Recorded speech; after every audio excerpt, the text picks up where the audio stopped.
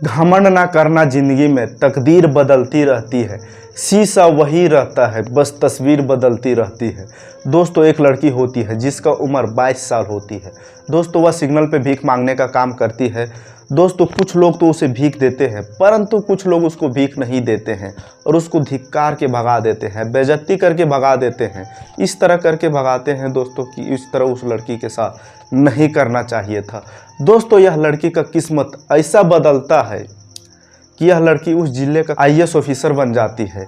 बनने के बाद जो लोग उसके साथ बुरा बर्ताव किए थे दोस्तों, वह लड़की चुन चुन कर उन लोगों के साथ वैसा ही बर्ताव करती है जिस तरह लड़की के साथ वो लोग बर्ताव किए थे।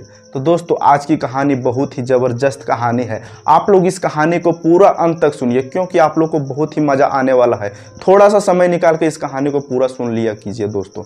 तो दोस्तों देर ना करते हुए चलो कहानी को शुरू करते हैं। दोस्तों एक लड़की होती है जिसका नाम पूजा होती है दोस्तों, और वह 22 साल की होती है। दोस्तों उसके सर पर से उसका माता पिताजी का साया उजड़ गया था बचपन में ही, और वह लड़की सिग्नल पे भीख मांगने का काम करती थी।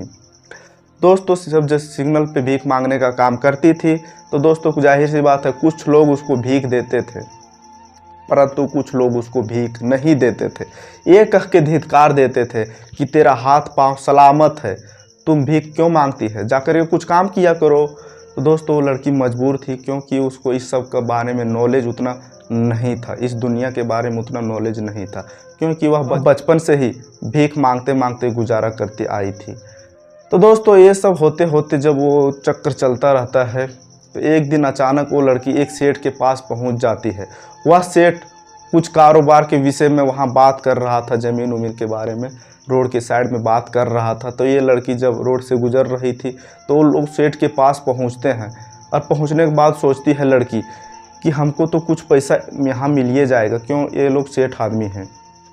तो जब ये लड़की उस सेठ आदमी के पास पहुंचती है, पहुंचने के बाद वो सेठ आदमी से बोलती है, सेठ जी कुछ पैसे दे दीजिए खाने के लिए, क्योंकि बहुत ज़ोर से भूख लगा है और कुछ पैसे भी नहीं है मेरे पास, तो कुछ पैसे दे दीजिए। तो जो वो लड़की होती है वो लोग से पैसा मांगती है, तो सेठ आदमी जो रहता है उस लड़की को इस तरह धिक्कार के भगा देता है, बोलता है कि तुमको काम धाम कुछ मिलता नहीं है, बस हाथ फैला करके सभी के सामने भीख मांगने लगती है। तो दोस्तों वो लड़की को बहुत ज़ोर बुरा लगता है और बोलता है कि भीख तो नहीं देता है तो नहीं दे, परंतु इस तरह बेइज्जती करके भगाना कोई अच्छी बात है। तो दोस्तों वो रोने लगती है, रोते रोते भीख मांगते जाती है। इधर रास्ते में दोस्तों एक लड़का उसे दिखाई देता है जो साइकिल से आ रहा था। तो दोस्तों ये लड़की जो थी उस लड़की से पैसा मांगती है, बोलते हैं भैया कुछ पैसे दे दीजिए क्योंकि बहुत ज़ोर से भूख लगा है। तो दोस्तों वो लड़का जो था भैया जैसे सुना तैसे वह साइकिल खड़ा कर लिया, और खड़ा करने के बाद वह लड़का उस लड़की को देखने लगा, क्योंकि दोस्तों उस लड़के का कोई बहन नहीं था। तो भैया का नाम सुनने के लिए वह तरस गया था उसका कानों। तो दोस्तों जैसे ही उतरता है तो दोस्तों साइकिल खड़ा करके साइड में उसके कंधे पे हाथ रख के वो लड़का बोलता है, कोई बात नहीं बहन, तेरे को पैसा ही चाहिए, कोई बात नहीं, अब से तू मेरे साथ ही रहेगी, क्योंकि मेरा कोई बहन नहीं है। मेरा कान भैया सुनने के लिए तरस गया था, और तू जैसे ही भैया बोली तैसे मेरा आत्मा तृप्त हो गया। वो लड़का बोलता है उस लड़की से, पूजा से, कि तुम आज से बाद मेरे साथ ही रहेगी, चलो हम आज चलते हैं। तो दोस्तों वो लड़का जो था अपना घर लेकर के वो लड़की को चला जाता है।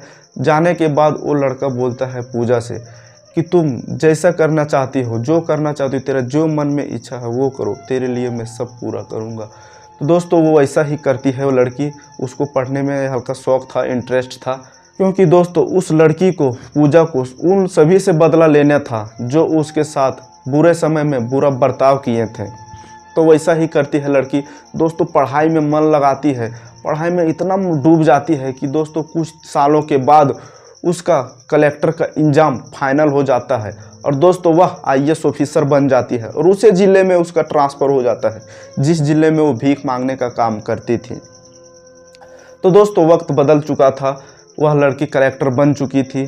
तो दोस्तों जो जो उसका मजाक उड़ाए थे, एक दिन होता ऐसा है कि वह लड़की सभी जगह पे जितना बुरा काम चल रहा था उस ज़िले में, अवैध धंधा चल रहा था, वो सभी को आदेश देता है कि बुरा धंधा बंद होना चाहिए। तो वो लड़की सभी बुरा जितना अवैध धंधा चल रहा था सभी धंधा बंद करा देती है।